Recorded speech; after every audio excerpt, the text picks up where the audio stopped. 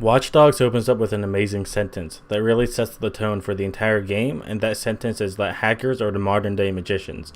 That sentence really holds true through the entire game. The ability to hack stoplights, bridges, events, and basically everything else around the city really gives you the sense of power that no one else can pass up. The story and the characters. The storyline of the game is very well written, and the characters just grab you. The way everyone and everything plays out, it just keeps you tied into the game, just like a movie or a TV show does, and makes you want to continue it until the very end. Everything about the story is spectacular, and you can tell that Ubisoft wanted to make a compelling story with amazing characters, and they did exactly that. The world of Watch Dogs. The world of Watch Dogs really takes a hold of you and takes a breath right out of you as well. From the graphics to the pedestrians, the game does a fantastic job making you feel like you're in a living city. The world is huge and gives you a ton of things to do, whether it's hacking to one of the CTOS towers to unlock more hideouts and allow you to take part in more activities, or playing a simple game of chess or cards. The overall size of the city is also jaw-dropping, and there are about 6 different districts to explore in Watch Dogs, and all of them are different and have a lot of things to do in them. Hacking the CTOS towers, as mentioned before, also allow you to take part in virtual trips, cash runs, and buy clothes and or weaponry. The way the world reacts to your behavior is very intriguing, and if you have a bad reputation, you will definitely hear about it. I once experienced an instance where I was buying a weapon, and the cashier had the news on behind him. The news then began talking about the vigilante, Aiden, and showed a picture of him. The cashier saw it and instantly pressed the alarm to trigger the police. It was that moment I realized how amazing the world of Watch Dogs is, and saw how alive and real it really was. The driving and gameplay. People will instantly find out once they start playing the game that Watch Dogs has a very arcade-like style driving system. The vehicles can take a beating before even showing a dent, and the driving seems very hard to control at first, but it grows on you and actually isn't really that bad. The only downside is you can't shoot while driving, but that was to be expected since Aiden always has his one hand on his phone to hack stuff like the bridges, stoplights, etc. The gameplay in Watch Dogs is phenomenal, and it really allows you to play the game how you want to.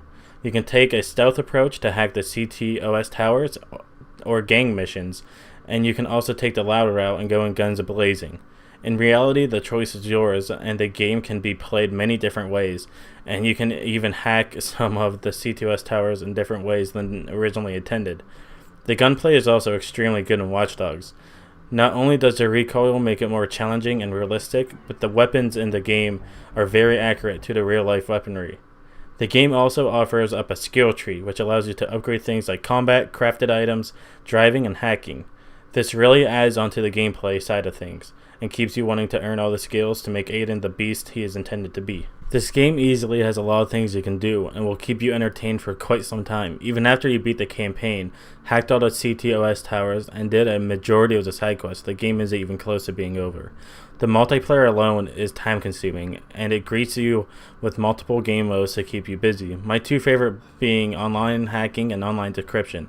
In online hacking, you are either trying to hack an individual or you are looking for the person who is hacking you.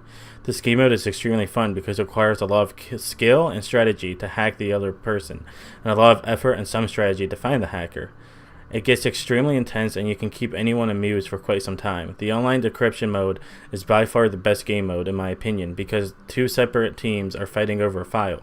Whoever has the file must keep it to decrypt it before the other team gets it. If the other team happens to get too close to you, they can then steal it from you. The game is basically a huge take on tag, and is extremely fun. Some of the other game modes in the multiplayer include invasion, racing, and tailing. Even if the multiplayer isn't a thing for you, the game still has a lot of other activities to keep you into the game and make you build on your time, and you can partake in a lot of activities like chess, cards, gang takedowns, virtual trips, and a lot more. This game can easily take 100+ hours of your life, especially if you're a completionist. And my final verdict of the game? Well, Watch Dogs is an incredible game, and I don't think a lot of people see the true ability of the game. Although there are a few minor issues with low customization and frustrating stealth missions that restart you from checkpoint if detected, this game is an absolute gem. I give it a final score of a 9 out of 10. Okay guys, this is the part where I tell you whether you should pass, rent, or buy the game. I hope you guys understand the score I gave the game, a 9 out of 10.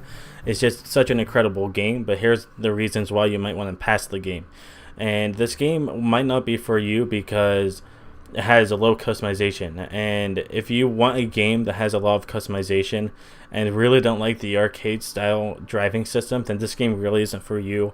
And I know that kind of sounds harsh, but this game has a very arcadey style of driving, and I just think if you're not a fan of that, then this game won't really be that much fun for you. And if you really like customization, like customizing your vehicles, weapons, etc., then this also isn't the game for you.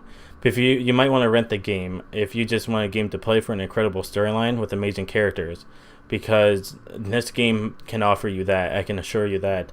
And if you really aren't one of those people that would like to dive deep into the game, then maybe renting it is reasonable, because if if you don't like exploring and stuff like that, you won't really be able to take full advantage of the game. But if you just want to rent the game just for the amazing storyline and all that stuff, then just go ahead and rent it. But if you, and this is for if you want to buy the game. If you want to buy the game, obviously you would have a love for open world games, and you'd probably want to explore a lot. And this game can offer you a bunch of exploration. You will be busy for at least 60 plus hours if you just want to do the campaign and all the side missions. It's definitely the game for you if you're looking for one of that. And it also, if you're looking for something to fill that empty hole inside of you, if you got the Xbox One or PlayStation 4, or even if you want it on PC, because GTA 5's not in there, and if you're kind of missing that game because you kind of went over to the Xbox One, PlayStation 4, or even have a PC, then this is the game for you. And I hope you guys enjoyed the review. This was my first video review, and I definitely put a lot more time into it than any of my other past reviews, like the Titanfall review I kind of wrote up and stuff. So I hope you guys liked the review, and I hope you guys agree with my review. And if you have any questions about the game that I have not touched up on yet, please ask me. I will comment, I will answer you back. And as always, have a really nice day, and peace.